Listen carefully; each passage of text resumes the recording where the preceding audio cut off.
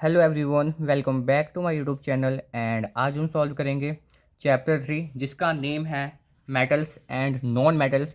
इसमें जितने भी लॉन्ग क्वेश्चन इंपॉर्टेंट्स हैं वो सारा का सारा समझाऊंगा। एंड इसमें बस आपको गिन के बस 4 या 5 क्वेश्चन लर्न करने हैं। इसी में से कंफर्म यानी कि 100% एक 5 मार्क्स का क्वेश्चन जरूर आपको एग्जाम में देखने को मिलेगा। तो मैं पहले क्वेश्चन दिखा देता हूँ, उसके बाद एक एक क्वेश्चन को इजी वे में एक्सप्लेन करूँगा। कुछ इसमें से समझाऊंगा, कुछ अपने नोट्स में से समझाऊंगा, ताकि आपको सारे के सारे क्वेश्चन अच्छे से क्या हो जाए, क्लियर हो जाए।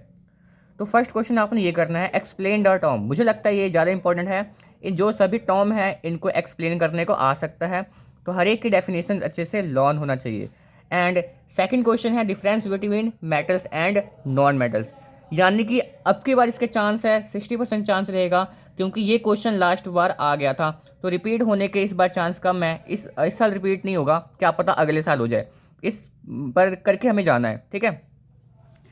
इसके बाद अगर बात करें इंपॉर्टेंट क्वेश्चन का, हाँ एक मेरे को ये इंपॉर्टेंट लग रहा है, what is difference between minerals and ores. And ये जो क्वेश्चन नीचे गिवन है बी पार्ट में, ये भी क्वेश्चन काफ़ी ज़्यादा इंपॉर्टेंस है। And last one question importance है ये वाला, explain journal properties of ironing compound. ये सफिशिएंट है 5 मार्क्स के लिए। यानी कि मुझे लगता है इनमें से कोई क्वेश्चन आ सकता है, इसी में से कोई क्वेश्चन आएगा, ठीक है। एक तो ऑप्शन में भी आएगा ना, इसमें से कोई ना कोई एक पक्का ही आएगा, कंफर्म है 100% इसमें से एक क्वेश्चन आएगा। तो मैं इस वाले क्वेश्चंस को एक्सप्लेन कर देता हूँ वन बाय वन करके। और आपको और भी ज़्यादा पढ़ना है पढ़ सकते हो अपनी तसल्ली के लिए, पर हाँ इसको छोड़ के नहीं जाना है। बाकी करो जितना मर्जी क्वेश्चन लर्न करना करो, उसमें मैं मना नहीं कर रहा, पर इस क्वेश्चन को आपने छोड़ के नहीं जाना है, ठीक है। तो चलिए स्टार्ट करते हैं। फर्स्ट है एक्सप्लेन द टर्म। एक्सप्लेन हमें टर्म करना है। मलिएबिलिटी क्या होती है, डक्टिलिटी क्या होता है, और एलॉय एंड मेटालिक लक्चर। सबसे पहले मलिएबिलिटी क्या होती है, it is the properties of metal by virtue of which metals can be beaten into thin sheet. इसमें हम क्या करते हैं, मेटल्स को बीट करके एक थिन सीड्स में चेंज करते हैं बिना ब्रेकिंग किए। मेटल सोविंग दिस प्रॉपर्टी, जो मेटल इस प्रॉपर्टी को शो करेगा उसको हम बोलेंगे मलिएबल, है ना। एग्जाम्पल हो गया स्टील ऑफ आयरन, हो शीट्स ऑफ आयरन हो गया, and copper silver foils etcetera, ये जिसके एग्जाम्पल हो गए। डक्टिलिटी क्या होती है, it is the properties of metals bye virtue of which metals can be drawn into thin and long wire. इसमें हम थिन एंड लॉन्ग वायर में मेटल्स को कन्वर्ट करते हैं ना। ये इसके एग्जांपल क्या होगा, wires of iron, iron and copper.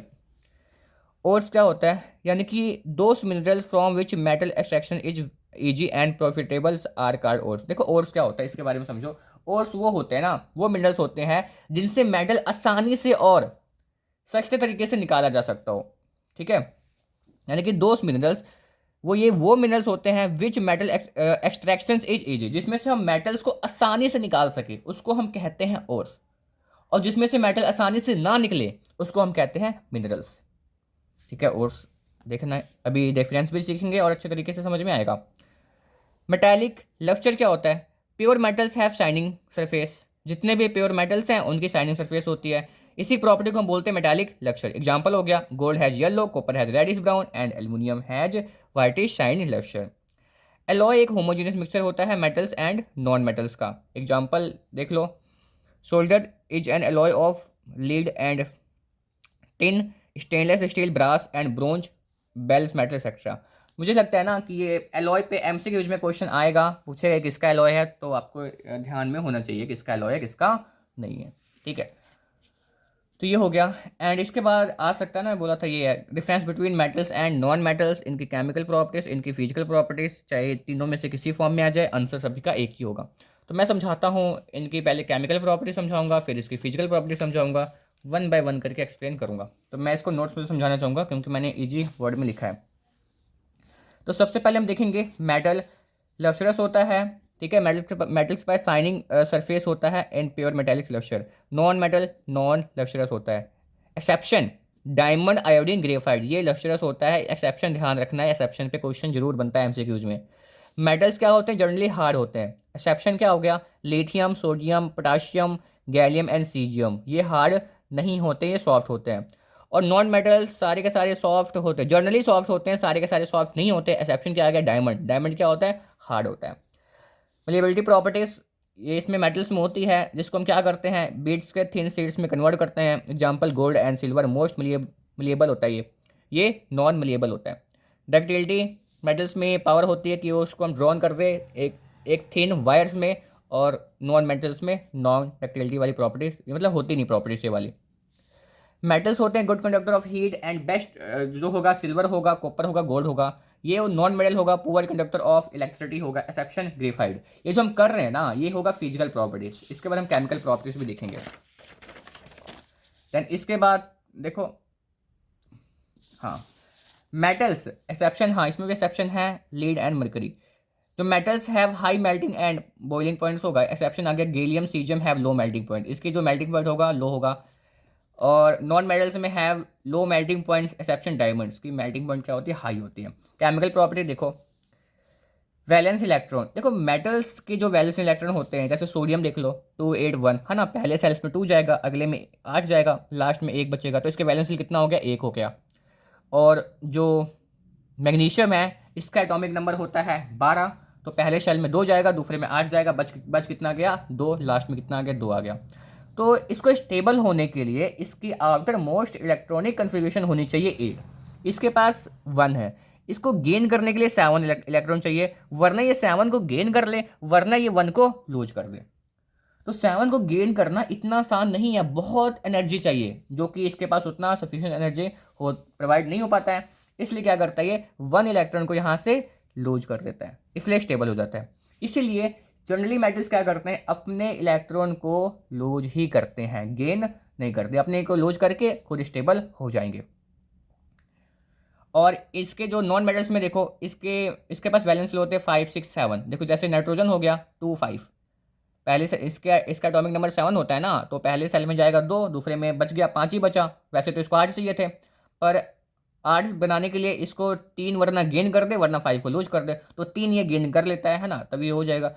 जब वो गेन करते हैं ना तो इनके लिए इजीली गेन कर लेंगे, इनके लिए लूज करना डिफिकल्ट होगा। सोचते हैं भाई कौन 5 लूज करेगा, 3 आसानी से मैं कहीं से गेन कर लेता हूँ और अपने आप को स्टेबल कर लेता हूँ। ऐसे ऑक्सीजन का देखो वैलेंस सेल कितना है, 6 है, और इसका क्या है, क्लोरीन का 7 है।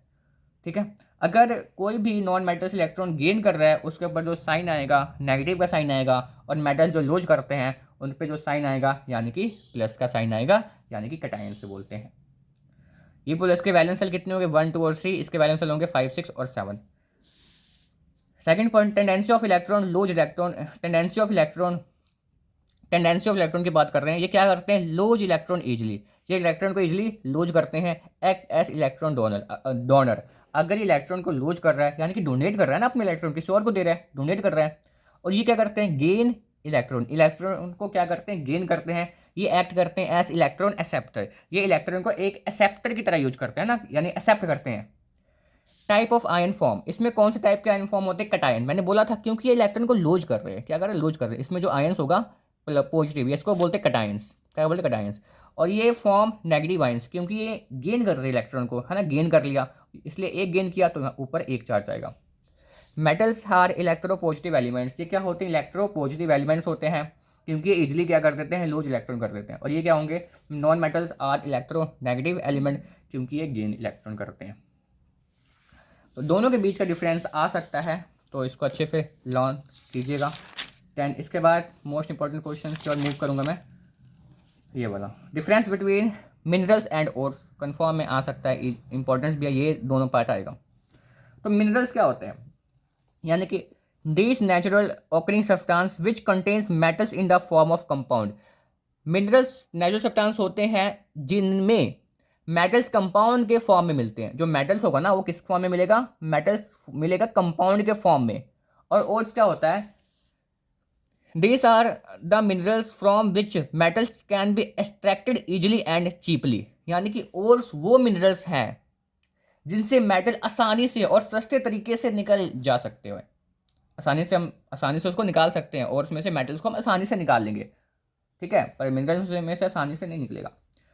इन many of the minerals percentage amounts of metal is large and in some it is less. Minerals में मेटल्स की क्वांटिटी कभी ज़्यादा और कभी कम होती है, ठीक है, कभी ज़्यादा हो जाएगा कभी कम हो जाएगा। पर ओर्स के केस में क्या होता है, ओर्स में मेटल्स की क्वांटिटी काफ़ी ज़्यादा होती है ना, इसमें तो ज़्यादा होगी। In some minerals there are so many impurities which create difficulties in extraction of metals, यानी कि मिनरल्स में इम्प्योरिटीज ज़्यादा हो सकती है जिससे एक्सट्रैक्शंस मुश्किल होता है, यानी कि इसमें क्या होता है, इम्प्योरिटीज क्या होती है, ज़्यादा होती है, इसलिए इसका एक्सट्रैक्शन करना काफ़ी ज़्यादा मुश्किल होता है। Ores do not have such problematics impurities, ores में अनवांटेड इम्प्योरिटीज यानी कि कम है, इसलिए एक्सट्रैक्शन इसमें ईजी होती है। All the minerals can not be use for extraction metals, all the minerals are not ores, यानी कि हर मिनरल से हम मेटल्स एक्सट्रैक्ट नहीं किया जा सकता, पर जितने भी ओर्स हैं उसमें से मेटल को एक्सट्रैक्ट क्या कर सकते हैं। All the ores can be use to extract metals. Second question है give an example of metals is liquid at room temperature, तो यानी कि हमारा मरकरी होगा। अगर नॉन मेटल पूछ लेगा जो लिक्विड होता है रूम टेम्परेचर पे, तो याद रखना ब्रोमीन, क्या होगा, ब्रोमीन होगा। सेकंड है can be easily cut with the help of knife, यानी कि सोडियम होगा। बेस्ट कंडक्टर ऑफ हीट, यानी कि सिल्वर होगा। ये आपको अच्छे से लर्न करना है। देन लास्ट क्वेश्चन मैं बताना चाहूँगा इंपॉर्टेंस वाला, वो कि ये है explain journal properties of ionic compound. तो आयनिक कंपाउंड को थोड़ा सा आप समझना चाहिए आपको, मुझे लगता है ऐसे रट्टा मारने से काम नहीं चलेगा। देखो आयनिक कंपाउंड बनता कैसे है।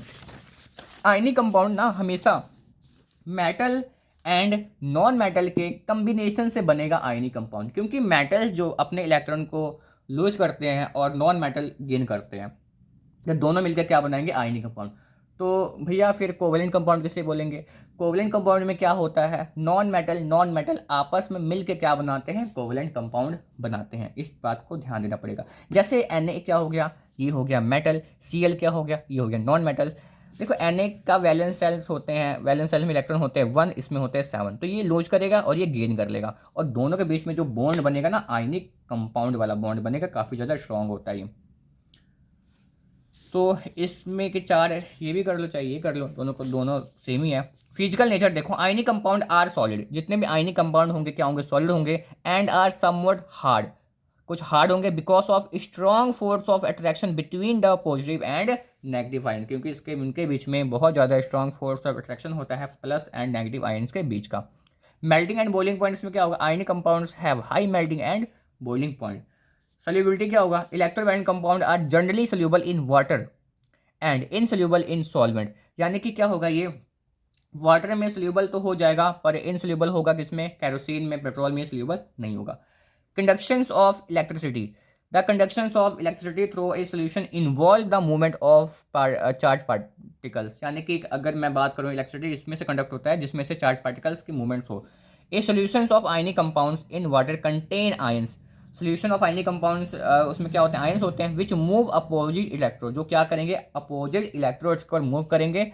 When electricity is passes through the solution, जब इसमें से इलेक्ट्रिसिटी पास करेंगे ये अपोजिट इलेक्ट्रोड्स की ओर क्या कर जाएंगे, मूव कर जाएंगे। तो ये क्वेश्चन आपको अच्छे से करना है।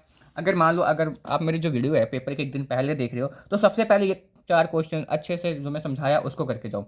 फिर भी अगर टाइम बच रहा है, अगर आपने बहुत रिवीजन किया तो एक बार एक्टिविटी सीरीज को अच्छे से देख लेना, और क्या, और ये क्वेश्चन एलॉय वाला देख लेना, और क्या कर सकते हो, एंड एक ये वाला देख लेना, बस सारे कंप्लीट हो गए। 3 क्वेश्चन बचे हैं उनको देख लेना, बाकी कुछ तो एक, हाँ एक ये देख लेना, टाइम अपने पास बचा है तो, है ना। स्टे टू वेस्ट और to prevent the rusting of iron, क्योंकि ऑप्शन में आएगा ना, यानी कि 2 क्वेश्चन गिवन होंगे, आपको दोनों में से कोई एक करना है, तो अब ऐसी बात है कि रस्टिंग पे तो आ ही जाएगा, है ना। तो फिर इसको, ये जो क्वेश्चन है इसको अच्छे से देख लेना, आसान है, आपने ये चैप्टर नंबर 1 में भी किया है, ठीक है। बाकी तो मैं इंपॉर्टेंट क्वेश्चन समझा ही दिया हूँ। सो इसके बाद हम करेंगे chapter number 4 carbon and its compound. हाँ मुझे एक बात बता देना, पहले मैं बायो स्टार्ट करूँ या फिर पहले मैं फिजिक्स के क्वेश्चन कराऊँ, ये आपको बताना है, ठीक है। उसके अकॉर्डिंग मैं वीडियो लेके आऊँगा। सो अगर आपको वीडियो पसंद आई हो तो चैनल को लाइक, सब्सक्राइब एंड अपने फ्रेंड के साथ शेयर कीजिएगा। Thank you.